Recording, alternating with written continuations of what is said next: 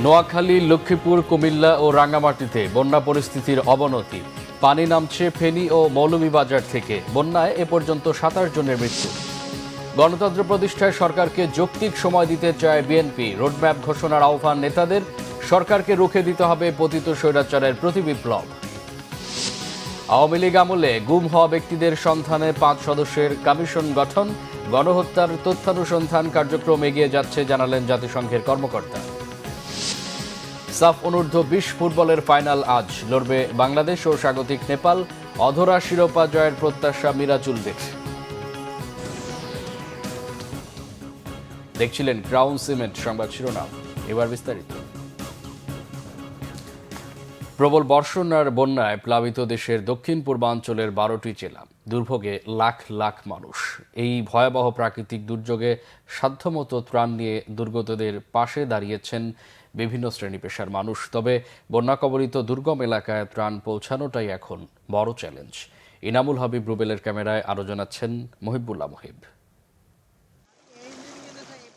বানের পানিতে ভাসছে দেশের দক্ষিণ পূর্বাঞ্চলের ১২টি জেলা। এখনো আশ্রয়হীন লাখো মানুষ। খাদ্য, সুপেয় পানির অভাবে সীমাহীন হাহাকার। যে যেভাবে পারছেন অর্থ, খাদ্য, বস্ত্র, চিকিৎসা, উদ্ধার, আশ্রয়, শুশ্রূষা দিয়ে, কায়িক শ্রম দিয়ে ত্রাণ কাজে সহায়তা করছেন। দলমত আর ব্যক্তি পরিচয় ছাপিয়ে তৈরি হয়েছে এক মানবিক ঐক্য, যা দুর্যোগ দুর্বিপাক থেকে ক্ষতিগ্রস্ত মানুষকে উদ্ধারের প্রাণ শক্তি। চেষ্টা করছি যে যেন একবার যারা বেশি ক্ষতিগ্রস্ত দুর্গম ওইখানে একটু বেশি করে পৌঁছানোর। আমাদের ক্যাপাসিটি ৩ থেকে ৪ হাজার মানুষকে খাওয়ানোর মতো। সো আমরা পর্যায়ক্রমে রেগুলার আসছি, বাট এখন যেটা শুরু করেছি আমরা ২ থেকে ৩ হাজার মানুষ রেগুলারলি আমাদের এখান থেকে খাবার যাবে। যারাই আসবেন প্লিজ একটু ভিতরে যাওয়ার ট্রাই করবেন, বাড়ি বাড়িতে নিজেরা যাওয়ার ট্রাই করবেন যেন সবাই পায়। দুর্যোগ দুঃসময়ে ঐক্যবদ্ধভাবে বিপন্ন মানবতার পাশে দাঁড়ানোর মহৎ গুণটি এদেশের মানুষ রপ্ত করেছেন অনেক আগেই। সিডর, আইলার থেকে শুরু করে বন্যা, জলোচ্ছ্বাস, সত্যপ্রবাহ কিংবা অগ্নিকাণ্ড, ভবনধস, এমনকি মহামারীর সময় সর্বস্তরের মানুষ আপনা আপনি সাধ্যানুযায়ী মানবিক কাজে সক্রিয় থেকেছেন। আমাদের ত্রাণ তৎপরতা অব্যাহত রাখা প্রয়োজন এবং আপামর জনসাধারণ আমাদের সাথে যোগ দিয়েছেন। আমরা সবাই মিলে, দেশের সবাই একতাবদ্ধ হয়ে আমরা আমাদের বন্যা দুর্গতদের পাশে দাঁড়িয়েছি। এটা বাংলাদেশের জন্য আমি বলবো যে একটি উজ্জ্বল দৃষ্টান্ত দেশ সেবার, দেশপ্রেমের। পর্যাপ্ত ত্রাণ এলেও সমন্বয়হীনতায় সবার কাছে পৌঁছাতে না পারার বিস্তর অভিযোগ বানভাসীদের। সকাল থেকে আইসে দাঁড়া রয়েছে লাইনে। বড় ধরনের যত মানুষ আছে সব লয়ে যায়, সবাই একজনের কথা কই, মনে করেন 10-15টা একজনই লয়ে যায়। আর আমরা কালকে দিমু জানগাদান কার দিমু না দেওয়া শেষ। পাঠাননগর কাছারি বাজার এলাকার লোক আজকে 2-3 দিন যাবৎ ওখানে স্কুল, মাদ্রাসা, মসজিদ, অনেক মানুষ বন্দি। তারা খানা পাচ্ছে না, কোনো ত্রাণ পাচ্ছে না। কত মানুষ কতভাবে যে বানভাসী মানুষের পাশে দাঁড়িয়েছেন তার কোনো পরিসংখ্যান নেই কারো কাছে। ফেনী সদরে বানভাসীদের মাঝে ত্রাণ বিতরণ করেছে বিএনপি। ভারতের সঙ্গে আমাদের যে সমঝোতা চুক্তি আছে তার মধ্য থেকে যে আমরা গেট খুলে দেব, আগামী এত ঘন্টার মধ্যে সতর্কবার্তা আপনাদেরকে আমরা দিয়ে দিলাম। এবার বিনা ঘোষণায় হঠাৎ করে পানি ছেড়ে দেওয়া হয়েছে। তার অর্থ হচ্ছে রাজনৈতিক প্রতিহিংসা এবং সেই সঙ্গে আক্রোশ দুটো যুক্ত হয়ে সমগ্র বাংলাদেশকে আজকে বিশাল এক সংকটের মধ্যে ফেলে দিয়েছে আমাদের প্রতিবেশী দেশ ভারত। আমাদের দেশনেত্রী বেগম খালেদা জিয়া এবং দেশনায়ক তারেক রহমান তাদের আহ্বানে এবং নির্দেশনায় আমাদের প্রথম থেকে কার্যক্রম শুরু হয়ে গেছে যে যেভাবে পারি আমরা যেন বানভাসী মানুষের পাশে দাঁড়াই। ঘরে ঘরে ওরা দেওয়ার চেষ্টা করছে। আমরা যেটা জানি যে আমরা শুনতে পাচ্ছিলাম যে পানির একটু বেশি পানির ডিমান্ড, আর হলো বাচ্চাদের খাবার বেবি ফুড এরকম। তো আমরা সেটা চিন্তা করে আমরা আসলে আমাদের প্যাকেটটা ওইভাবে সাজিয়েছি। আমরা শুকনো খাবারের পাশাপাশি রান্না করা খাবার অনেক জায়গায় আমরা দিয়েছি। এই পর্যন্ত আমরা শুধু ফুলগাজী পশুরাম ছাগলনাইয়াতেই আমরা প্রায় 20,000 পরিবারের কাছে আমরা খাদ্য সামগ্রী, শুকনো খাবার আমরা দিতে পেরেছি, বিশুদ্ধ পানি আমরা দিয়েছি। ভারতের ত্রিপুরা থেকে আসা বন্যায় যে ক্ষত তৈরি করেছে দক্ষিণ পূর্বাঞ্চলে তা শুকাতে সময় লাগবে অনেক দিন। বাংলাদেশের যে কোনো দুর্যোগে মানবিকতার হাত বাড়িয়ে দেওয়ার ইতিহাস নতুন নয়। এবারের বন্যায় দল কিংবা ব্যক্তি পরিচয় ভুলে দুর্গত মানুষের পাশে দাঁড়িয়েছেন যে যেভাবে পেরেছেন। এই সংকটে মানুষের এই সম্মিলিত প্রয়াস প্রমাণ করেছে যে কোনো সংকটে বাংলাদেশের মানুষ ঐক্যবদ্ধ। মুহিবুল্লাহ মুহিব, বাংলা ভিশন, ফুলগাজী, ফেনী। নোয়াখালী লক্ষ্মীপুরে বন্যা পরিস্থিতির অবনতি হয়েছে, অপরিবর্তিত রয়েছে কুমিল্লায়। এখনও গোমতীর ভাঙা বাঁধ দিয়ে আসা পানিতে প্লাবিত হচ্ছে নতুন নতুন এলাকা। চরম দুর্ভোগে পানিবন্দী লাখ লাখ মানুষ। সরকারি বেসরকারি পর্যায়ে ত্রাণ বিতরণ করা হলেও প্রত্যন্ত ও দুর্গম এলাকায় ত্রাণ পাচ্ছেন না এখনও অনেকেই। প্রতিনিধিদের পাঠানো তথ্য ছবিতে ডেস্ক রিপোর্ট। কুমিল্লায় গোমতী নদীর ভাঙা বাঁধ দিয়ে পানি ঢুকছে বুড়িচং, ব্রাহ্মণপাড়া সহ বিভিন্ন উপজেলায়। প্লাবিত হয়েছে নতুন নতুন গ্রাম। এখনও পানিবন্দী অসংখ্য মানুষ। পর্যাপ্ত নৌকা ও ট্রলার না থাকায় দুর্গত এলাকায় ত্রাণ পৌঁছানো যাচ্ছে না। লাঙ্গলকোট, লাকসাম, মনোহরগঞ্জ, চৌদ্দগ্রাম, বরুড়া সহ বেশ কয়েকটি উপজেলায় বন্যা পরিস্থিতির অপরিবর্তিত। জেলার 10 লাখের বেশি মানুষ এখনও পানিবন্দী। বৃষ্টিতে নোয়াখালীর বন্যা পরিস্থিতি আরও অবনতি হয়েছে। পানিবন্দী 8 উপজেলার 20 লাখ মানুষ। কোম্পানিগঞ্জের মোছাপুর রেগুলেটর গেট ভেঙে তলিয়ে গেছে নতুন নতুন এলাকা। জেলা জুড়ে দেখা দিয়েছে শুকনো খাবার ও বিশুদ্ধ পানির সংকট। লক্ষ্মীপুরের রায়পুর, রামগঞ্জ, রামগতি ও কমলনগর উপজেলার বেশিরভাগ গ্রামীণ সড়ক এখনও পানির নিচে। জেলার প্রায় 30,000 মানুষ এখনও আশ্রয় কেন্দ্রে। দুর্গত এলাকায় ত্রাণ সামগ্রী যাচ্ছে প্রয়োজনের তুলনায় কম। খাদ্য সংকট ও বিশুদ্ধ পানির অভাবে মানবেতর দিন কাটছে দুর্গতদের। আমরা দেখছি যে এর আগে অনেক বন্যা দেখছি, এরকম বন্যা আমি আর কখনো দেখি নাই। এই বন্যার পানি মানুষ এত কষ্টে আছে, 90% লোকের ঘরে পানি ঢুকছে। কাপ্তাই হ্রদের পানি বৃদ্ধি পাওয়ায় রাঙামাটিতে বন্যা পরিস্থিতির অবনতি হয়েছে। নতুন করে প্লাবিত হয়েছে বাঘাইছড়ি, লংগদু, বড়কল, বিলাইছড়ি, নানিয়ারচর ও জুরাইছড়ি এলাকা। ভেঙে গেছে বেশ কয়েকটি মাটির ঘর। পানিবন্দী 6 উপজেলার কয়েক হাজার মানুষ। আমরা চলতে পারতাছি না, আমাদের স্বামীদের বুট চলতেছে না, এখন রান্না বান্না করতে পারতাছি না। কি করে আমরা চলবো? খুব কষ্ট আছে, আর অসম্ভব কষ্ট আছে। মৌলভীবাজারে বন্যা পরিস্থিতির উন্নতি হয়েছে। উঁচু এলাকা থেকে নামছে পানি, ভেসে উঠছে ক্ষত। বাড়িঘর মেরামত করে ঘুরে দাঁড়ানোর চেষ্টায় ক্ষতিগ্রস্তরা। ধান নাই, এবার কিছু নাই, আমরা খাইতাম গীতা, চলতাম গীতা। আমরা গরিব মানুষ, বারবার বন্যায়, বারবার আমরা ক্ষতিও করে আমরা করলাম গীতা। চট্টগ্রামেও পরিস্থিতির উন্নতি হয়েছে। মিরেশ্বরাই, ফটিকছড়ি, হাটহাজারী, রাউজানের বেশিরভাগ এলাকা থেকে পানি নেমে গেছে। বাড়িঘরে ফিরতে শুরু করেছে আশ্রয় নেওয়া মানুষগুলো। শর্মিলা কেয়া, বাংলা ভিশন নিউজ ডেস্ক। বন্যা কবলিত প্রত্যন্ত অঞ্চলে সামরিক বাহিনীর হেলিকপ্টারে ত্রাণ সামগ্রী পৌঁছানো হচ্ছে বলে জানিয়েছেন দুর্যোগ ব্যবস্থাপনা ও ত্রাণ মন্ত্রণালয়ের উপদেষ্টা ফারুকি আজম। মঙ্গলবার সচিবালয়ে বন্যা পরিস্থিতি মোকাবেলায় সংশ্লিষ্টদের বৈঠক শেষে সংবাদ সম্মেলনে এই তথ্য জানান তিনি। বন্যার্তদের মধ্যে পানিবন্দীদের অনেকেই ত্রাণ সামগ্রী পাচ্ছে না, এমন প্রশ্নের জবাবে উপদেষ্টা বলেন, সশস্ত্র বাহিনীর সদস্যরা দুর্গম এলাকায় খাবার পৌঁছে দেওয়ার কাজ করছেন। দুর্যোগ ব্যবস্থাপনা উপদেষ্টা জানান, বন্যা কবলিত 11 জেলায় এই পর্যন্ত 27 জনের মৃত্যুর খবর পাওয়া গেছে। তাদের মধ্যে কুমিল্লায় মারা গেছেন সবচেয়ে বেশি 10 জন। বন্যায় 56 লাখের বেশি মানুষ ক্ষতিগ্রস্ত হয়েছেন, পানিবন্দী 12 লাখের বেশি পরিবার। ছাত্র জনতার বিপ্লবের বিরুদ্ধে পতিত স্বৈরাচারের প্রতি বিপ্লব রুখে দিতে প্রধান উপদেষ্টার প্রতি আহ্বান জানিয়েছেন বিএনপি নেতারা। তারা বলেন, দেশে গণতন্ত্র প্রতিষ্ঠা করতে হলে নির্বাচনের কোনো বিকল্প নেই। সেজন্য একটি রোডম্যাপ ঘোষণা করার আহ্বান জানান তারা। 20 দিনের সরকারকে কেন দাবি দাওয়া দিয়ে অতিষ্ঠ করা হচ্ছে তা নিয়েও প্রশ্ন তোলেন বিএনপি নেতারা। আরও জানাচ্ছেন জাহাঙ্গীর আকন্দ। জাতীয় প্রেস ক্লাবে জাতীয়তাবাদী মৎস্যজীবী দল কেন্দ্রীয় কমিটির আহ্বায়ক রফিকুল ইসলাম মাহতাবের স্মরণ সভায় বিএনপির স্থায়ী কমিটির সদস্য অবসরপ্রাপ্ত মেজর হাফিজউদ্দিন আহমদ বলেন, বিএনপির উপর আওয়ামী লীগ যে নির্মম অত্যাচার নির্যাতন করেছে তা নজিরবিহীন। প্রতিবেশী রাষ্ট্রের মদতে আওয়ামী লীগ টিকে ছিল, দেশকে বানিয়েছিল পুলিশি রাষ্ট্র। শেখ হাসিনাকে ফেরত পাঠাতে ভারতের প্রতি আহ্বান জানান হাফিজউদ্দিন আহমদ। গণতন্ত্রকে প্রতিষ্ঠিত করতে হলে নির্বাচনের কোনো বিকল্প নাই। অতি অল্প সময়ের মধ্যে অবিলম্বে রোডম্যাপ ঘোষণা করুন এবং একটা যৌক্তিক সময়ে একটি নির্বাচন দিয়ে জনগণের প্রতিনিধিদেরকে রাষ্ট্রের দায়িত্বভার গ্রহণ করার সুযোগ করে দিন। এটাই আমরা চাই। রোডম্যাপ ঘোষণা করতে কোনো আপত্তি থাকার কথা নয়। প্রফেসর ইউনূস সাহেব আমরা বিএনপির পক্ষ থেকে আপনাকে আশ্বস্ত করতে চাই, আমরা সবাই আপনাকে সহযোগিতা করব, আপনার হাতকে শক্তিশালী করব, আপনি দেশকে গণতন্ত্রের পথে নিয়ে যান।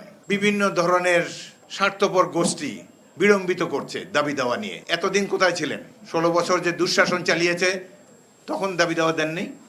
এখন এই 20 দিনের সরকারকে কেন নানান ধরনের উদ্ভট দাবি দিয়ে তাদেরকে অতিষ্ঠ করে তুলেছেন? প্রফেসর ইউনূস, আপনি আমাদের গৌরব, আপনি শক্ত হন, নিজেকে দুর্বল ভাববেন না। জনতা, বাংলাদেশের জনগণ আপনাদের সাথে আছে। এদিকে নয়াপল্টনের কেন্দ্রীয় কার্যালয়ে বন্যার্তদের সাহায্যে বিএনপির ত্রাণ কমিটির কাছে আর্থিক সহায়তা তুলে দিয়েছে নানা শ্রেণী পেশার মানুষ। এ সময় বিএনপির ত্রাণ কমিটির আহ্বায়ক ও স্থায়ী কমিটির সদস্য অধ্যাপক ডাক্তার AZM জাহিদ হোসেন জানান, প্রত্যন্ত অঞ্চলেও বন্যার্তদের কাছে ত্রাণ পৌঁছাতে নিরলসভাবে কাজ করে যাচ্ছে নেতাকর্মীরা। এবং এ পর্যন্ত বাংলাদেশ জাতীয়তাবাদী দল প্রায় 1.5 কোটি টাকার নগদ অর্থ সাহায্য, শুকনো খাবার এবং সেই সাথে যেখানে পানির অভাব রয়েছে এবং ইলেকট্রিসিটি না থাকার কারণে বিশেষ করে ফেনীতে খুবই সমস্যা হচ্ছিল, সেই জন্য সেখানে মোমবাতি বলেন, দেশলাই বলেন, বিভিন্ন ত্রাণ সামগ্রীর প্যাকেটজাত করে সবাইকে ওখানে পৌঁছে দেওয়ার চেষ্টা করা হচ্ছে। দলের নেতাকর্মী সহ সর্বস্তরের জনগণকে বন্যার্তদের পাশে দাঁড়ানোর আহ্বান জানান অধ্যাপক ডাক্তার AZM জাহিদ হোসেন। জাহাঙ্গীর আকন্দ, বাংলা ভিশন, ঢাকা।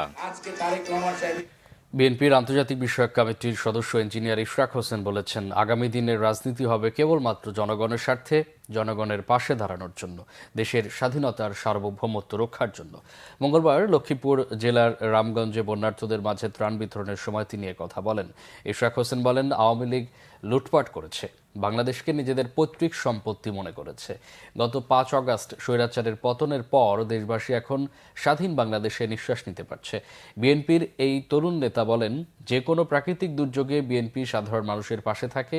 ত্রাণ বিতরণ অনুষ্ঠানে লক্ষ্মীপুর 1 আসনের বিএনপির সাবেক সংসদ সদস্য নাজিমুদ্দিন আহমেদ, মুন্সিগঞ্জ জেলা বিএনপির সংসদ সদস্য ইঞ্জিনিয়ার মাসরুর হোসেন, গেন্ডারিয়া থানা বিএনপির সভাপতি মকবুল হোসেন টিপু, সাধারণ সম্পাদক আব্দুল কাদির, ঢাকার 41 নম্বর ওয়ার্ডের কাউন্সিলর লিয়াকত আলী উপস্থিত ছিলেন।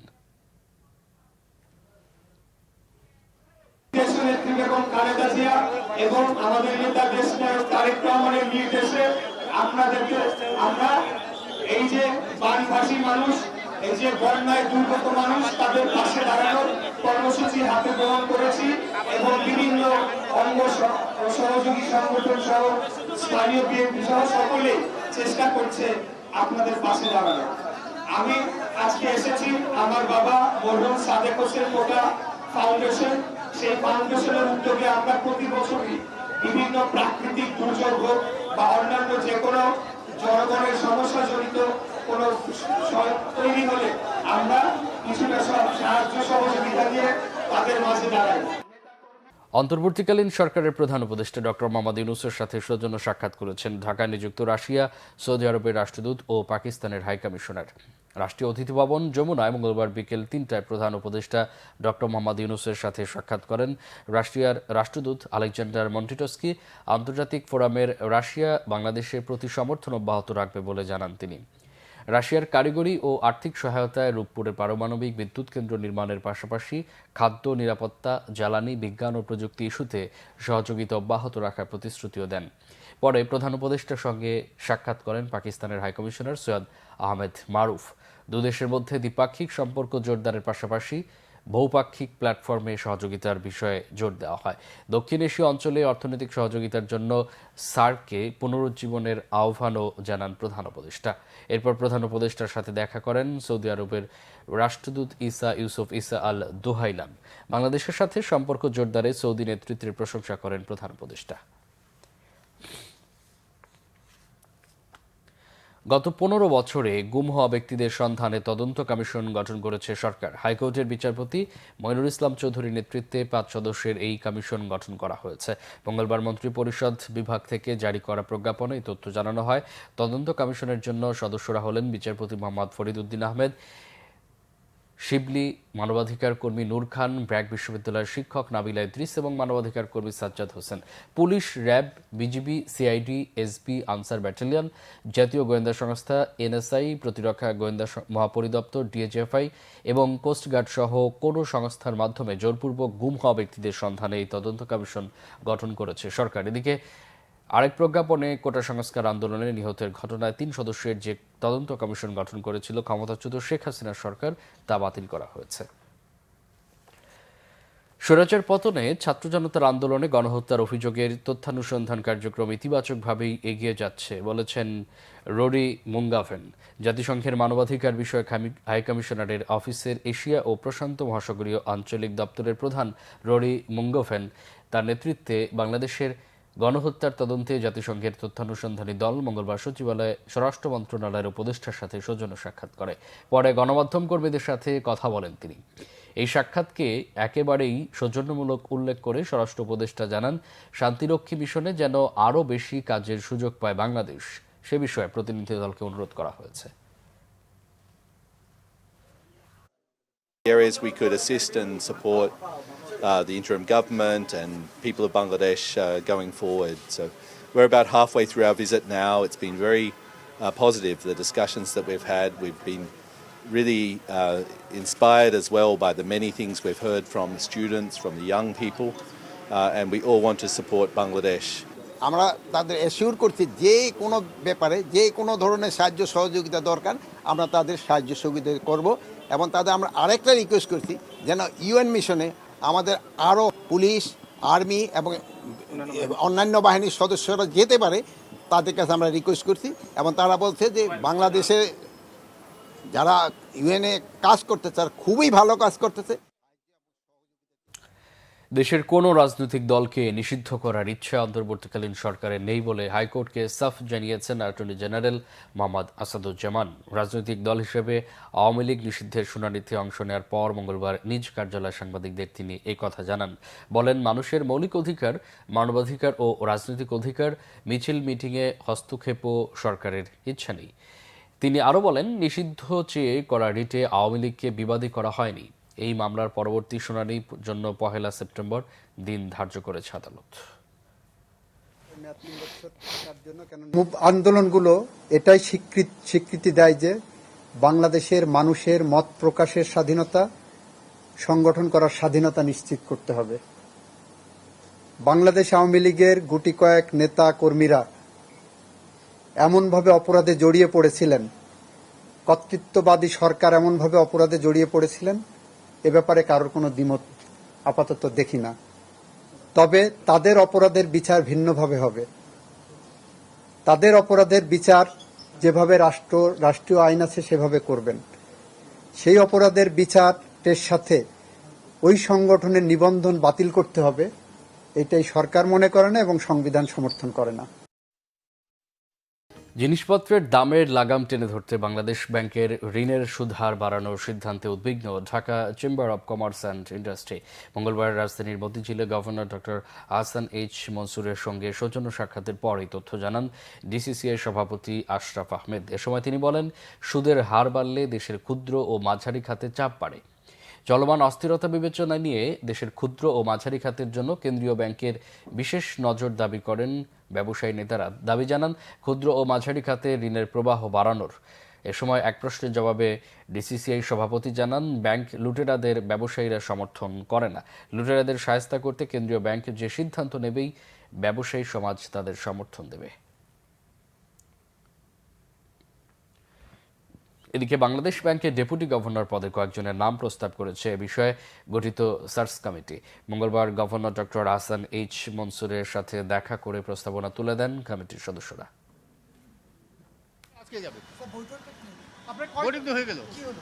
শেষ হলো মানে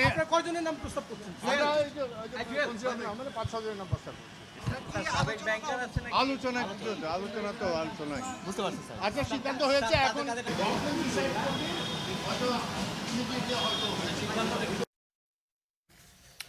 চাঁপাইনবাবগঞ্জে পদ্মার চরে অজানা রোগে মরছে গরু। 2 মাসে মারা গেছে 2 শতাধিক গরু। সংক্রমণের কয়েক ঘন্টার মধ্যেই মরছে বেশিরভাগ গরু ও বাছুর। দিশেহারা গরুর মালিকরা নমুনা সংগ্রহের পর রোগ নিশ্চিত হয়ে ব্যবস্থা নেওয়ার আশ্বাস দিয়েছে প্রাণী সম্পদ অধিদপ্তর। চাঁপাইনবাবগঞ্জ প্রতিনিধি SM শাকওয়াত জামিল দোলনের তথ্য ও চিত্রে দেখুন ডেস্ক রিপোর্ট। বিস্তীর্ণ পদ্মার চরে লালন পালন হয় কয়েক হাজার গরু, কিন্তু অজানা রোগের সংক্রমণে দিশেহারা মালিকরা।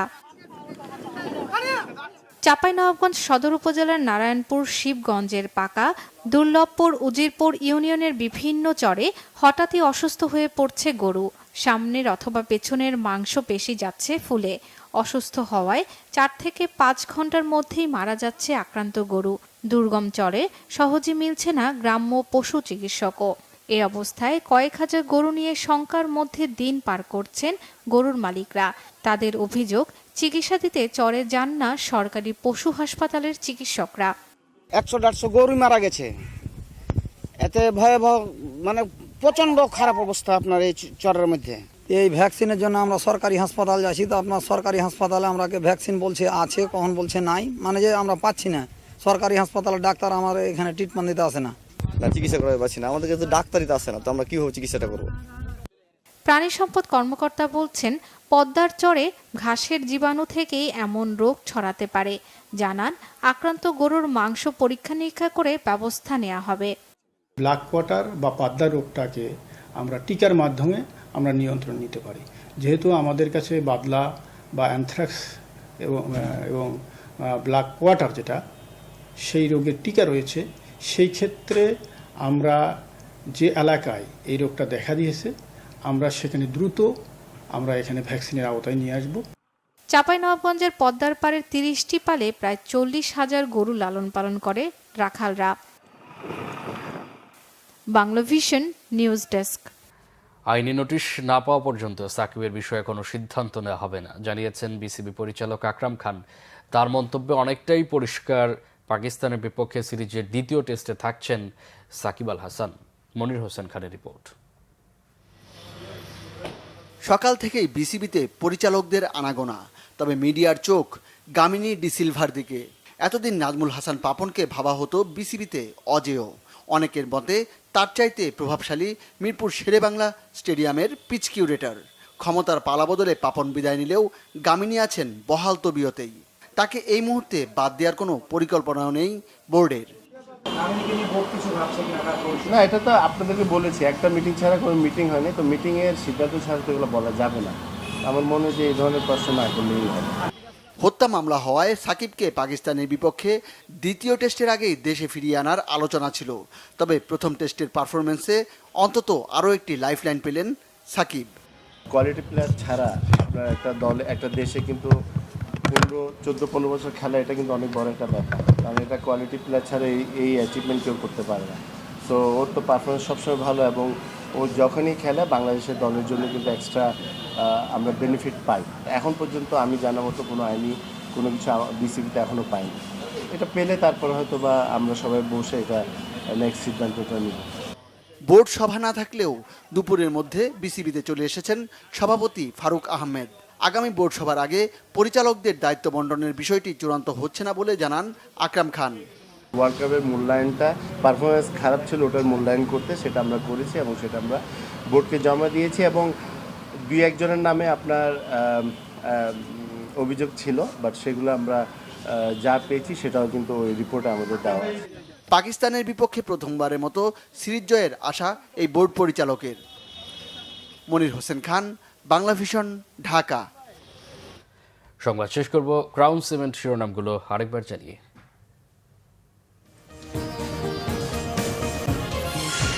নোয়াখালী, লক্ষ্মীপুর, কুমিল্লা ও রাঙ্গামাটিতে বন্যা পরিস্থিতির অবনতি। পানি নামছে ফেনী ও মৌলভীবাজার থেকে। বন্যায় পর্যন্ত 27 জনের মৃত্যু। গণতন্ত্র প্রতিষ্ঠায় সরকারকে যৌক্তিক সময় দিতে চায় বিএনপি। রোডম্যাপ ঘোষণার আহ্বান নেতাদের। সরকারকে রুখে দিতে হবে পতিত স্বৈরাচারের প্রতিবিপ্লব। আওয়ামী লীগ আমলে গুম হওয়া ব্যক্তিদের সন্ধানে 5 সদস্যের কমিশন গঠন। গণহত্যার তথ্যানুসন্ধান কার্যক্রম এগিয়ে যাচ্ছে, জানালেন জাতিসংঘের কর্মকর্তা। সাফ অনূর্ধ্ব 20 ফুটবলের ফাইনাল আজ লড়বে বাংলাদেশ ও স্বাগতিক নেপাল। অধরা শিরোপা জয়ের প্রত্যাশা মিরাজুলদের। এই ছিল এখনকার মতো। পরে সংবাদ সকাল 10টায়, এর আগে 9টায় রয়েছে নিউজ টপ 10 দেখার আমন্ত্রণ রইল। এছাড়া বাংলা ভিশন সংবাদ ও সংবাদ সংশ্লিষ্ট অনুষ্ঠান দেখতে ভিজিট করুন www.bvnews24.com ও facebook.com/banglavisionnews এবং সাবস্ক্রাইব করুন youtube.com/banglavisionnews। এতক্ষণ সাথে থাকে অসংখ্য ধন্যবাদ।